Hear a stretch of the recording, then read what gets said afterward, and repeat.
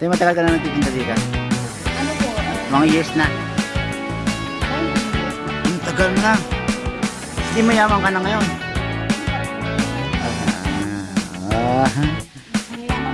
Pero yung mga gatagawa niyo po. Tapos ang anak. Oo, tama. Yun yung yaman. Ngayon po, ordinaryong araw kaya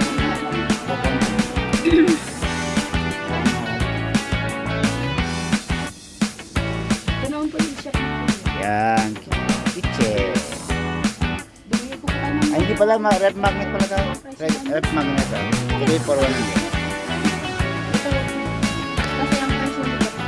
Kayo, welcome po kayo Diego Store. Diego Store. Ano po mabibili dito, kuya? For native po ako. Native. Kailangan nyo po ng mga drop lights. Meron po tayong mga available na different colors and different lights. Mura lang po ba yan? Pagka single po, 300 po kasama na po ilaw. Okay. Pag 3. Nag-free na po siya pang dining or coffee shops. Sa mga shops po na pinag-free sa mga counter. May trio po na 1K. Meron po 5 pieces na pang-combo. Okay na. Plant holder po tayo. Pang indoor yan, indoor. Pang indoor po, pwede pong pang-outlet pong types na. Then mga shells po.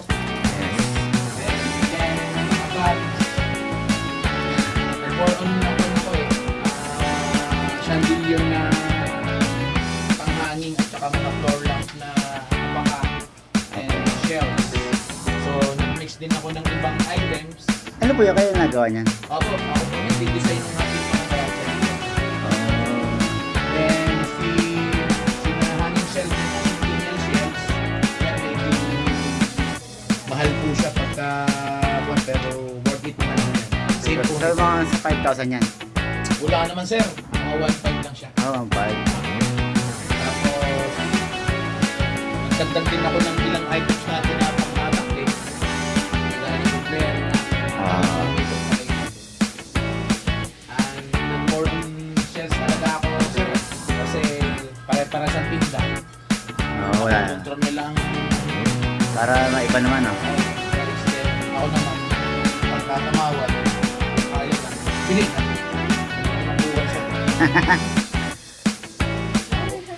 Ano pong store niya sa kuya? Anong pangalan?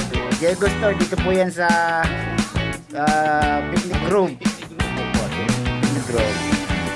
Punta po kayo dito at mura po ang mga items dito. Souvenir items, handmade. Yan po. Kakaiba po kayo yung kanyang mga tinitinda kasi mga shell po siya, no? Pang decorate.